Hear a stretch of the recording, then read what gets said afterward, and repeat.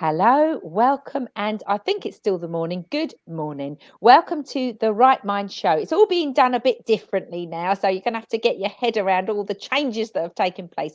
But if you're listening on Facebook, on YouTube, or on Twitter, you can see our beautiful faces. So how lucky are you? And if you're listening, if you're listening on the podcast, then you'll be able to hear our voices. I don't know, I don't know who's getting away lightly, but however you're listening and however you're joining, whether you're joining us live or whether you're joining us on replay, we welcome you with open arms and thank you so much for listening.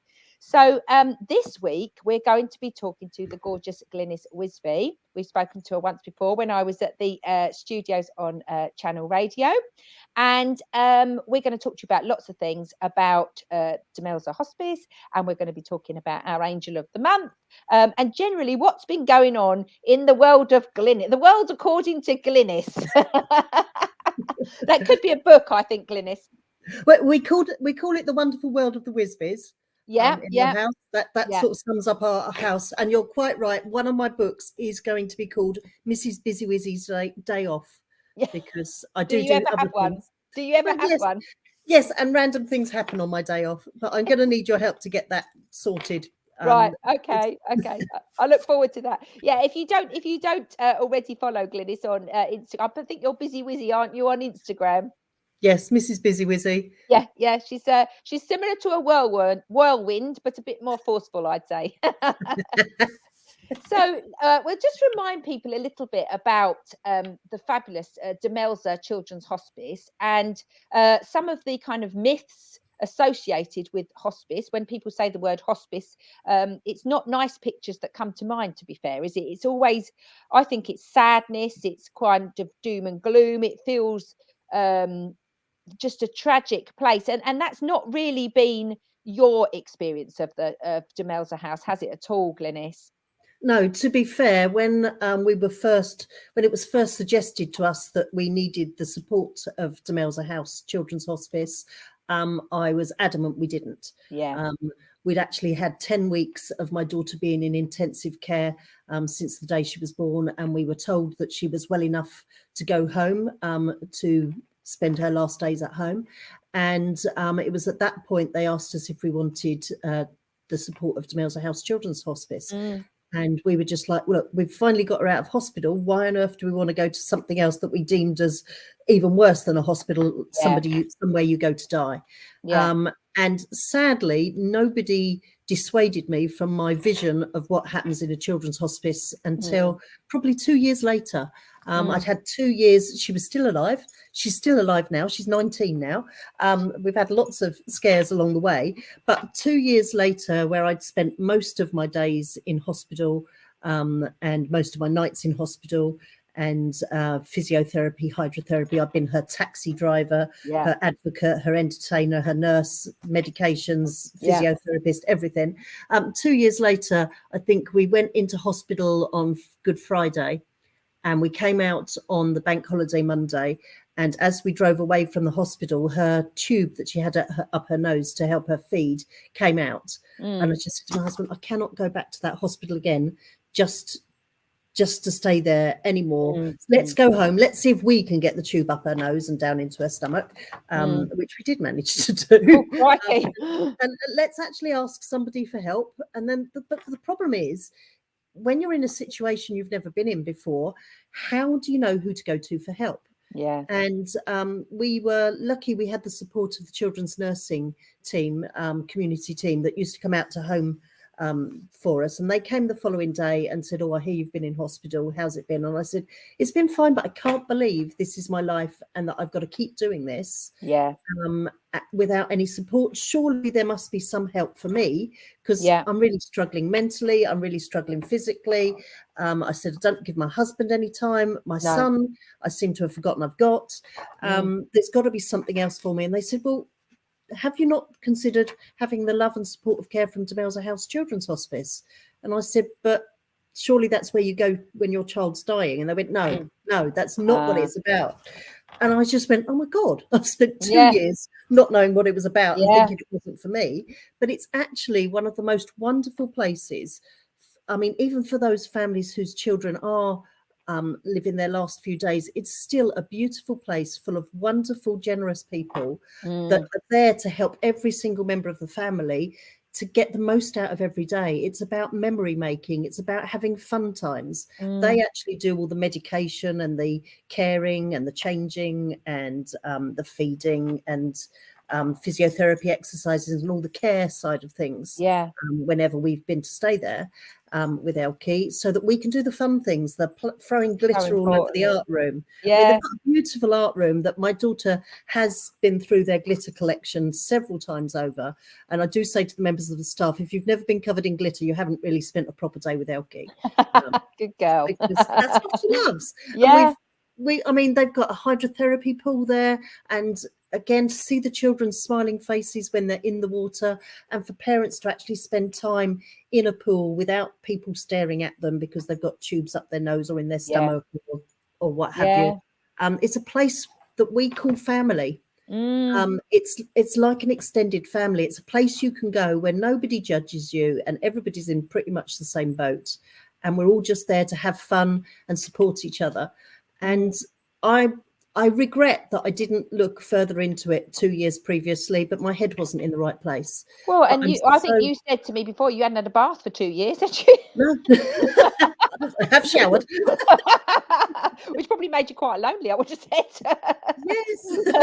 But I mean, joking aside, it's there's so much, there's a lady in one of my writing groups, lovely lady, and her daughter, she lost her daughter, but her daughter was severely poorly and had a degenerative condition, and she said that stuff that happened to her was that stuff that she, like, for example, her daughter had a huge seizure in I think they were in Boots the chemist or something like that, and she had to give her daughter CPR, and it was life or death, etc., etc., etc., really, really stressful.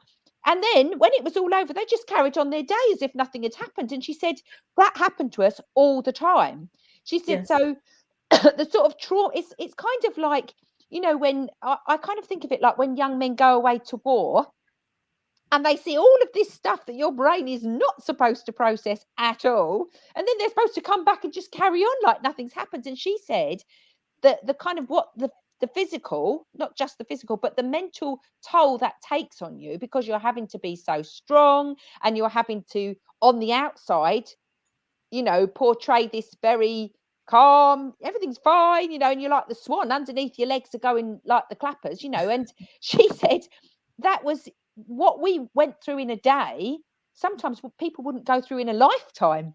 No, just literally just getting up in the morning can be an ordeal. We all just leap out of bed, we shove a bit of cereal in our mouth and we hop off out the door, and we don't really give it a second thought, do we? But when you live with someone with a disability or a life-limiting condition or whatever it might be, the simple things are just not simple anymore, are they? No. I mean, I joke that I'm held together by stress. Yeah. But I honestly probably think are. Yeah, you probably are. Elkie's 19 and a bit now. Yeah. And every day has been a battle with something or other. Yeah. And a bit like you say, you get out of bed and have your cereal or what have you. I get out of bed and the first thing in my mind is, did she make it through the night? Yeah, see, that is so stressful in itself, isn't it? Before you even start the day. I mean, that is incredible. And it is for parents like us, it is often the first thing in your mind, often followed by the, did she wake up in the night and I didn't hear her? Yeah. And you're human, you need to sleep, don't you? You can't be on guard 24 hours a day. It's not physically not possible, is it? No, we only retired our baby monitor, which was probably the 5th baby monitor we had. We only retired it probably about 3 years ago when we started getting nursing care for Elkie overnight. Right. But that's so we've been having a baby monitor. We could hear every time she moved and everything in our bedroom. And that puts pay to an awful lot of things, as you can imagine. Yeah. But it's just you're still on tender hooks, wondering what that noise is, whether it's the dog that's just scraping against the door or what it is. You're not fully resting, are you? You're not fully resting. You're not at, so you haven't had probably a proper night's sleep for the best part of 16 years, have you? Not really, no. And I think we did manage to get away a couple of years ago. for a cruise for a week, which was amazing. So Elkie stayed at Demelza, which was fantastic. And obviously, I'm so glad we fitted that in 2019 before all of this can you imagine? happened. Can you imagine? Yes. Yeah. But I remember we had a lovely time. For the first 2 nights, I couldn't sleep. And then part of that was because Demelza were ringing us because she wasn't going to sleep at Demelza and they were having problems with her oxygen machine and her ventilator. And then sort of took us 2 days from a distance listening to people on the phone to actually work out what was going on. And we just went, no, you need to put the mask on before she goes to sleep, not wait for her to go to sleep. But it's just silly things like that. Oh, yeah. We know and we're used to doing, but yeah. obviously hadn't been in her notes. But so we had this week away on this cruise, and I did sleep really well. But when we actually finished the cruise, got on the plane, got back to, I can't remember if it was Gatwick or Heathrow, but I physically felt sick trying to get off of the plane and go down the runway. And I had tears running down my face because I'd had a lovely 7 days away with my husband. We'd had some time together. We'd got some friends there as well. We'd seen some beautiful places, but knowing what I was coming back to and that it was going to be full on from the moment I got to Demelza to pick her up, and just the enormity of what we go through every day just takes a toll on you mentally and physically. And I hadn't realised how much of that affected me because it's just my normal life. But to you're carrying that tension, aren't you? You're carrying that tension. And actually, what alternative? You don't really have a choice, do you? Oh God, no, I can't send her back. And you can't say, do you know what? Just amuse yourself for a couple of hours. I'm going to go and have a break, because then you don't switch off anyway. So I mean, and I think you must really take for granted the toll that does take on you, or the toll that is, you're living in high anxiety state all the time, aren't you? And that is not the norm, but you know, it is your normal, is whatever normal is. I don't even know what normal is, but that's overrated. Really I'm not very good at it. Whatever it is, I'm not sure I do normal very well anyway. I much prefer people who aren't normal. So I mean, really, that's the thing, that's the myth about the hospice, is that it is just a place where people go to pass away, and it's not that at all. No, and I love the idea, you know, when you do the shorts for short lives, don't you? I mean, if anybody's not heard the story of Glynnis turning up at the radio station on a really cold day in the most leery pair of tights, boots, and a sparkly shorts that I've ever seen in my life. Although I think they're red spotty, weren't they? Something like that. I had red spotty ones. Claire, who's the community fundraiser, had sparkly shorts. They were beautiful. Yeah, they were rather funky, weren't they? But that really struck me, you know, that, you know, a short life still needs to be a good life, and but that's much harder when someone's battling all of that, you know, the physical demands of her condition. It makes it harder to give her a good life, doesn't it? And it takes a whole team of people, doesn't it? And a team of, I mean, I do remember when he was my step granddad. He passed away, he was about 90, I think he was 94. He'd had a good innings, bless his heart. He was my nan's boyfriend, but she used to, don't call him my boyfriend. I'm not doing it, but he was just an adorable, lovely man. And he was in a hospice before he passed away. My brother, I remember my brother saying something that always stuck with me, which will lead us nicely when we come to talk about our angel of the month. But he said, Karen, he said, these are basically angels on earth, these people that work here. And I said, do you know what they are? Because I've never met a bunch of more compassionate, empathetic, patient, giving, cheerful. I mean, I was in awe of the people that worked there. Me and my brother both said, I mean, and the dignity that they treated him with when he couldn't get himself to the loo and all of that, you know. And oh my God, I just thought that he's right. They are angels on earth. They actually are, you know, and they are everything. If you want to be a good person, they are everything that a good person looks like, aren't they? You know, it's such an incredible job that they do, and the joy with which they do it, and the joy that they bring to people in the darkest of times. I think I'm just amazed by how they do that, actually. Yes, yeah. I mean, it must take great presence of character and great, as you say, empathy for those people to actually want to help people in the darkest days of their lives. I mean, I call those last few times when you know you haven't got long, I call that period training an angel, because it's heaven's next angel that you're spending time with. And it's really important to actually make sure that everybody that's there know that they're loved, and that they all get the most out of the moments that they have got left. It's one of the most devastating times, but Demelza in particular and hospice care in general just make it beautiful and wonderful. And who knew that death could be that experience? It's not a positive experience, but they do seem to eke out a lot of good from it, and make it as easy as possible for people. I mean, hats off to them. It's a very special person that can do that job. I think a very, very special person. So let's talk about our angel of the month. Glynnis and I had one of our brilliant bright brainwave ideas, which we have a lot when we talk together. We get very excited about lots of things and come up with some harebrained schemes. But one of these was our harebrained scheme, which wasn't quite so harebrained. We really wanted to celebrate the people who work in and for and with Demelza House, and that's everything from the tea lady to the person who does the outreach to the person who sweeps the floor to the person who delivers the medic. They're just such a part of a team, aren't they? And I think and lots of them are volunteers. I mean, aren't they? Yes. I mean, what a special person that is. These people volunteer their time just because they want to do good stuff. If you want to know what a good person looks like, go to Demelza House for a couple of hours and you'll see them coming. They'll be like buses. They'll be coming thick and fast. But so we thought we thought it would be really lovely to celebrate that. And the wonderful thing about these people is they're so humble. They don't do it for praise. They don't do it for recognition. They don't do it because they want everybody to give them a round of applause and tell them how wonderful they are. They do it because they're just fabulously beautiful people. And we, in our own little way, wanted to honour some of these wonderful people that work there. We have a lady called Anya, and she makes these beautiful angels. Anya herself has had her own, everything's back to front on StreamYard. It's really weird, isn't it? You have to wave it in and out.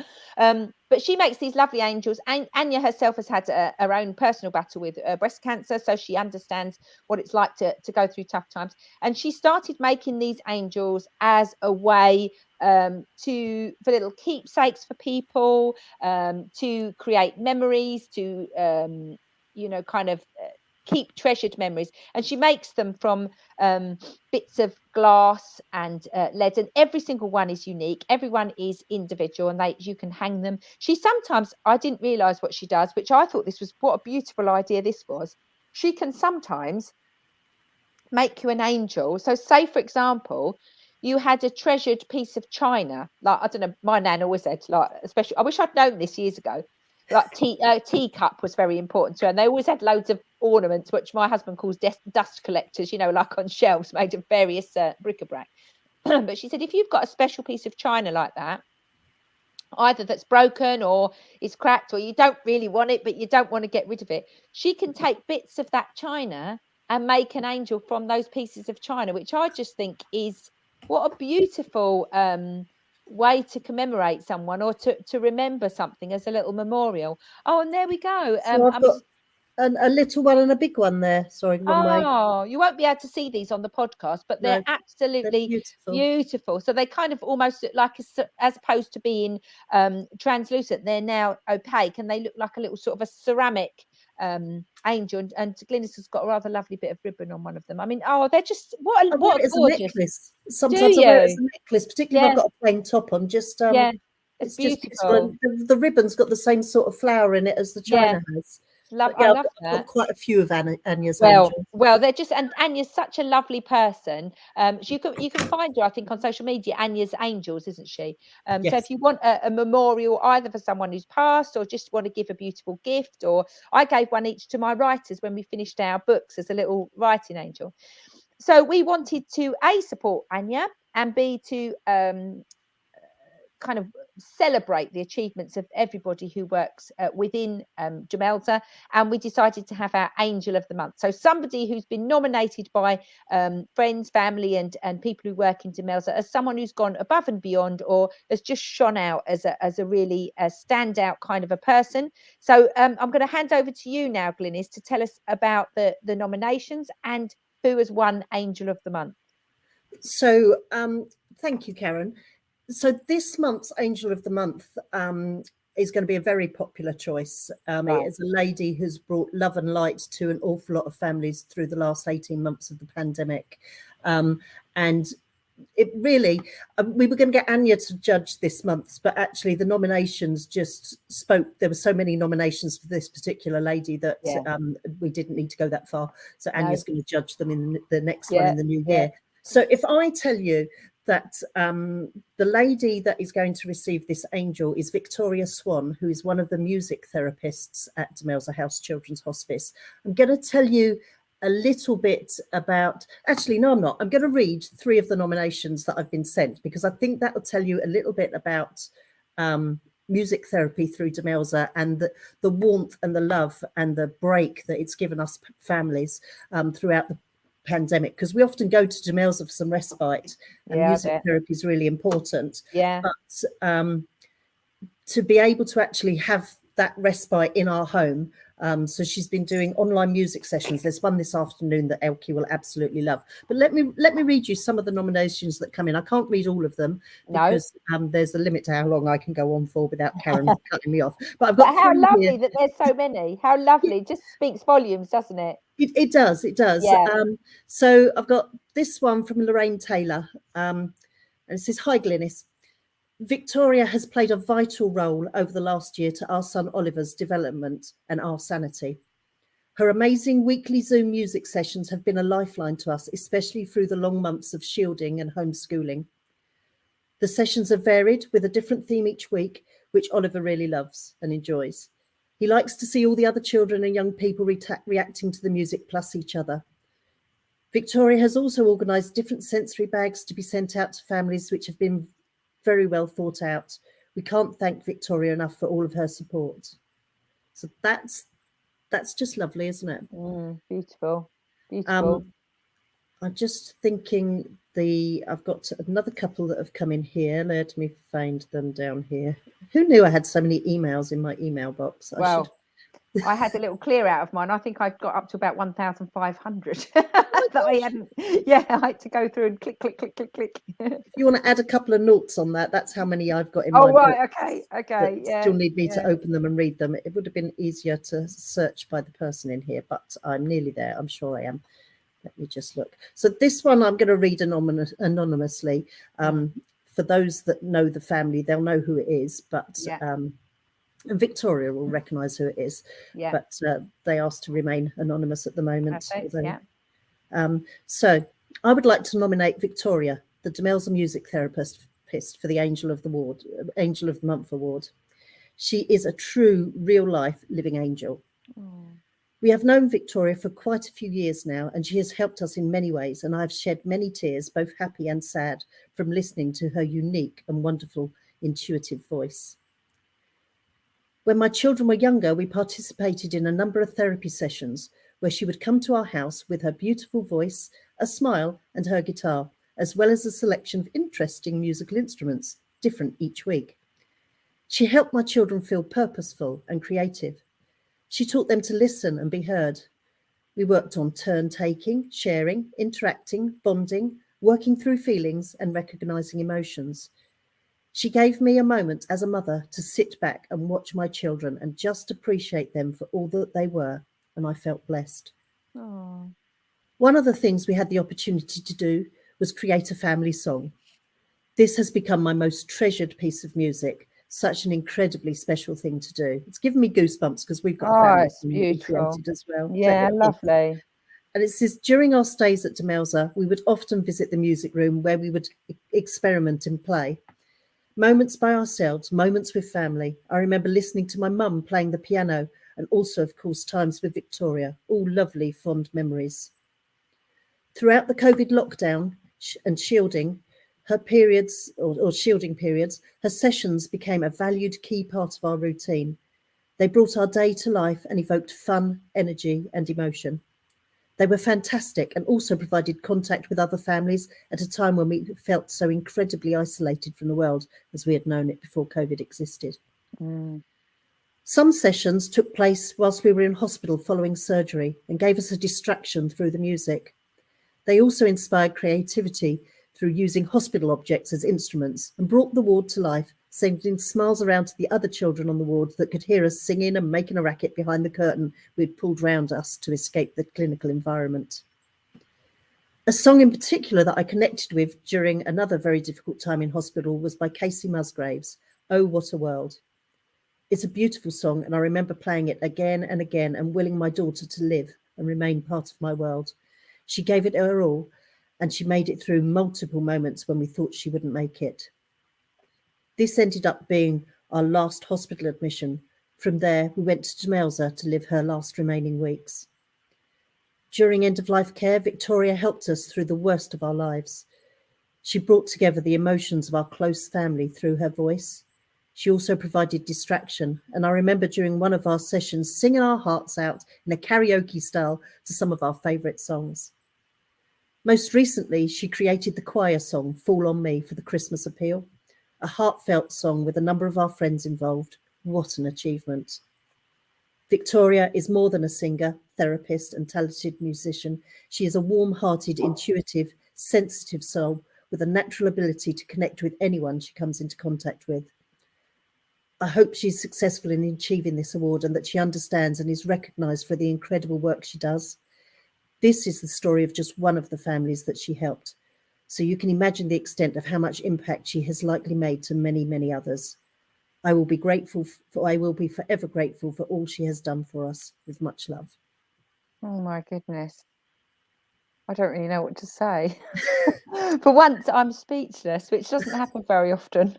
That is just, well, Victoria, what a beautiful person, and very brave of that lady to share her story, albeit anonymously. But it's just incredible what she's done for that family, just by the support and the love and the joy and the compassion and and she's left them with lasting memories of things that they've created. I'm a huge fan of music anyway. I think music is such a leveler. It's such an emotional process. It can, there's none of us who don't hear a song and we're either moved to tears or moved to laughter, or remember the time when, and I remember the time I had too many drinks and fell over at the Christmas party, or do you know what I mean? There's so many memories evoked by a song. For my dad, it will be Karma Chameleon by Culture Club, because my dad's not a pop music fan at all. But as a young teenager, I played it so many times in my bedroom that he said I almost liked it at the end. But Yes. So music is just it's such a wonderful way to bridge gaps in communication, isn't it? It's a wonderful way to communicate without speaking at all, really. Sometimes when words are either painful or hard to come by. I've got such a lump in my throat thinking about this lovely woman. But so Victoria Swann, you are our Angel of the Month, and I don't think there can be a much more deserving person, thinking about what people have said. And how lovely to have people speak about you that highly for doing such wonderful work. It's a tiny little token, but I hope that she knows how heartfelt it is, and how very special she is in a lot of lives. So do you do music therapy with Victoria, do you as well? Yes, she runs 3 sessions a week, normally on a Thursday evening or Thursday late afternoon, Friday lunchtime and Saturday morning. And I think this week we might actually manage all 3. Oh, wow. Because we did last night, so we did the night before Christmas last night. So how lovely. Yeah. Which was fantastic. But she's not been able to do them for the last couple of weeks because there's something quite traumatic going on in her own life, and I'm going to sneak in this 3rd nomination just because that might tell you a little bit more about her. And I'm sorry, Karen, I know we're looking at time, but no, don't be daft. This is beautiful. It will tell you a little bit about what else is going on. So Victoria is still continuing doing all of this despite the fact that she is actually living through her own difficult life-changing experience herself. Yeah. So let me just read this lovely nomination from the wonderful Sam, who you may see later on. I will tag you in a post. But so I'm nominating Victoria Swann, music therapist at Demelza, for the Angel of the Month award. Throughout lockdown and the months afterwards, Victoria has been an important person in keeping us positive and looking forward to weekly music therapy sessions online. She was also instrumental, excuse the pun, in taking my suggestion that families sing Fall on Me together and really turning this into something special. Forming a virtual choir during lockdown, organising a famous music producer to work with us, and arranging a video to combine families, staff and children's voices has created such a special experience for everyone involved and will be something I remember forever. The song and video have also become central to the Demelza Christmas appeal, an additional boost for the morale of everyone involved and something I know Victoria is rightly proud of. All of this she did against the backdrop of very difficult personal circumstances. Her dedication to the project and everyone involved in it is testament to how amazing she is. Lastly, her own singing voice is that of an angel. She uses it to heal sadness and bring hope to children and their families. Victoria is a gifted and lovely person, and I hope the above helps because she's very deserving of this. Love, Sam. Oh, how lovely. Well, Victoria, I hope you're suitably proud of how much loved you are and how valued you are and what your contributions have meant to so many people. I mean, yeah, if ever you wanted to leave some kind of legacy in life, that's quite a legacy, isn't it? That's going to be a tough act to follow, actually, Victoria. You've put us all to shame. We're all going to be a bit withering in your shadow, but I mean it's just lovely. It's very beautiful and lovely Yes. that people think so highly of her and really appreciate what she does for them and how she helps them. So I love Angel of the Month. You come away feeling slightly, I feel slightly exhausted after Angel of the Month because I get quite emotional. Yes, But yes. I also think it's such just such a joyous thing to celebrate these lovely achievements, and it feels quite a beautiful thing. So I think yeah, Angel of the Month is definitely one of my favorite ideas that we've had, Glynnis. Definitely. So Yes. well done, Victoria Swann. We love you dearly. You're very much loved, very much appreciated, and we hope that your life becomes easier than it currently is at the moment. So well done for just some people, just even when they've got stuff in their life going on, they still give, don't they? They don't moan, they still give. And I just think that's the measure of a truly good person. So well done, Victoria. Very, very, very worthy winner. Whoop whoop. And your angel will be winging her way to you directly, I should imagine. Um so Glynnis, we've talked about the next thing that we're going to talk about is something, because people might think, Karen Stanley, author, why is she banging on about Demelza House? Well, there's several reasons I'm banging on about Demelza House, because I think it's wonderful and I like to offer my support to organisations that are wonderful. I'd just like to give a little mention to Nigel Whitaker, if his beautiful better half Angela Ayres. They have just recently done their charity night. They hold one every year. Nigel himself has personal experiences of cancer, and ever since has done a charity gig, a charity night every year. Because of COVID, it was stopped last year, and that was very sad times for all of them. But it ran this year, and their nominated charity is quite often children's cancer charities that he supports with huge passion and enthusiasm. And his nominated charity this year was Demelza House Hospice. So they had 500 people in attendance and managed to raise a total of £14,500 for Whoa. Demelza. Yeah, I mean, That's him and phenomenal. Ange they're just really lovely, giving, beautiful people. It doesn't hurt that they quite like a party and a few drops of the falling down juice. So for them, it's a win-win situation. They're very much sociable party people, but they put that gift for bringing people together to really good use. And their charity nights are always a huge success, and they put so much effort and thought. And I mean, they have raffles for prizes, and some of the prizes are well, they're outrageous, really, really great prizes, things like holidays and football shirts and goodness knows what. It all becomes very competitive, and the bidding gets quite hostile, I would say, at times. with people trying to outdo themselves. But yeah, big thanks to Nigel and Ange for everything that they do, because they don't have to do it, and they do it every year. It's always a success. And I think I say they had 500 people in attendance, so they're very popular, and people quite rightly love to support them. So well done to you guys for another fabulous charity night after a particularly trying time with COVID and whatnot. It wasn't possible last year, so I think they were just pleased to be back. I'm sure there was a few headaches in the morning. I can imagine. Yes, I know. I'm not in the same classes. I can't keep up with them these days. I pale into insignificance.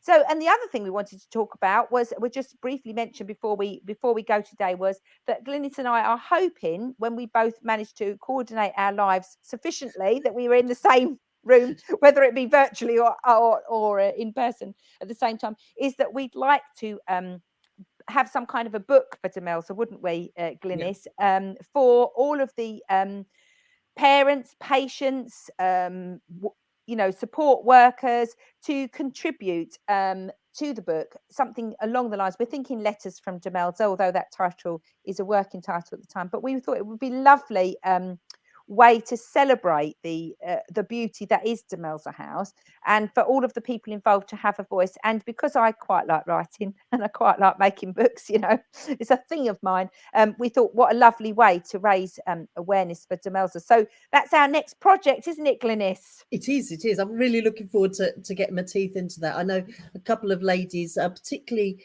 the bereavement consultant at Demelza, has helped some of the bereaved families to write some poetry, and they found that really cathartic and really useful to do. So it just seems appropriate to actually share that love and that escapism for people to share their stories about Demelza and raise awareness about what Demelza is actually about. Because that's the most important thing, isn't it, really? Yeah, my role as an ambassador is actually to let people know what Demelza is really about, not what people think it's about. I mean, I still meet people now that go, "Oh, I don't want to go and visit because it's full of dying children," and it's not. They're not there to die; they're there to have fun. Most of them, and it's just, it's not what people think it is, and we just need more people to actually understand that.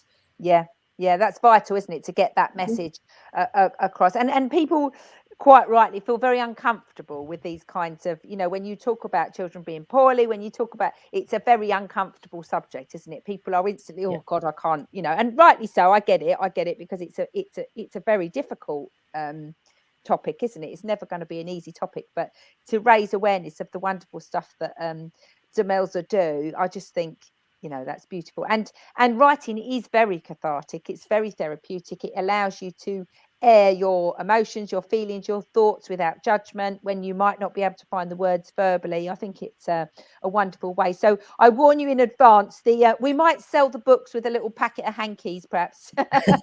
It's going to be a tearjerker, but hopefully there'll be some tears of joy in there as well. And, people will want to kind of, not that I can imagine people don't want to support Demelza House, but the more people that do, the better. So, I mean, some of the things, having spoken to you, Glynnis, it seems to me that pretty much all you do at Demelza House is cover each other in glitter and eat cake. Am I right? That's pretty much it. Yes. Sounds like my kind of gig. Who wouldn't want to go?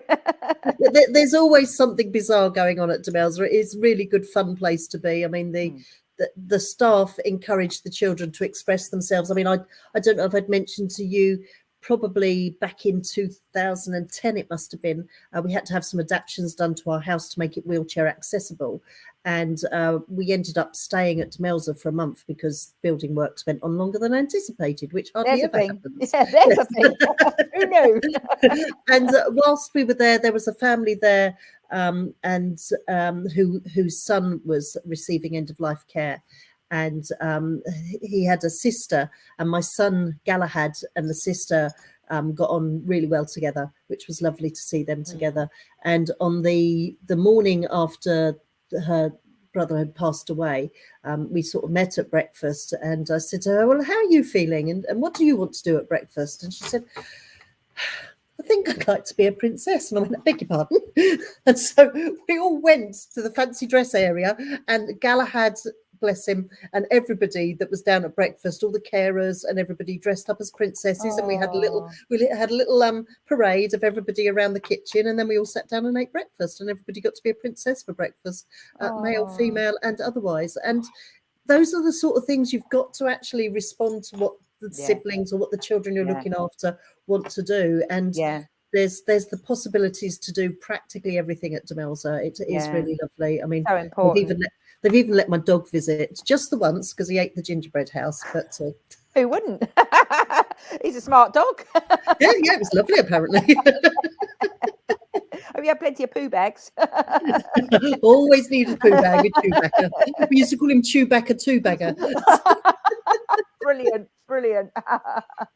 That's wonderful. I mean, that gave me goosebumps, that story. But that's, that sometimes, well, quite often probably the children of those that are poorly, they need as much support, don't they? Because like you said, the family's very busy, rightly so, doing all of the other stuff that needs to be done. And those children, need help to process their emotions, to feel as valued and as important as, because their needs aren't so immediate. They can probably, get left by the wayside a little bit without meaning to. It's just difficult, isn't it? Yeah, and it doesn't happen. I mean, Demelza are normally really good at making sure everybody's included, but sometimes there's so much going on that somebody gets missed. And Galahad was really good at picking up that Harriet needed some support. And that's nice because they can connect on a similar level, can't they? That you're surrounded by people who unusually know where you're at. They know how you're feeling. They know, so that there's that already that connection, isn't there, between people. But okay, so I mean, it's been lovely chatting to you again, Glynnis, Mrs. Busy Wizzy. I'll leave you to go and busy whiz somewhere else and do some more busy whizzying. But we'll be back again next month. I think we've scheduled in for the 15th, I believe, of December. I've got it in my diary. I might have got that date wrong. And when we'll be nominating a new Angel of the Month. And I don't think we're ever going to run out of Angels of the Month, which is what a beautiful position to be in. There seems to be, whenever we announce the new angel, another one just pops up. They are like buses at Demelza. They come thick and fast. So we look forward to nominating yet another worthy winner of our Angel of the Month. Huge congratulations to Victoria Swann for all the wonderful work that she's done. And if you want to find out more about Demelza House, where can they find them, Glynnis? Demelza.org.uk is our website, or track us down on any of the social media platforms. There's always a link to get involved or donate or spend time, volunteer. Just get some information. And people, if people feel that they're ready to receive support from Demelza and they've got a child with a life-limiting condition, they can refer themselves, or other professionals can refer themselves to become part of our family. We will welcome them with open arms. We're a lovely group. So she has actually exited the family recently, but we'll talk about that another time. We'll talk about that another time. But I don't think they'll ever get rid of you that easily, will they, Glynnis? No. I managed to sneak into the Christmas video with Elkie, and and I still rock up at all sorts of places. But no, I really think Demelza and all the children's hospices around the UK do a wonderful job of supporting families through the toughest of times, and particularly in the last couple of years, that's been harder for them to do, but they've still done the best that they can. So it's been brilliant. Amazing. It makes you so much.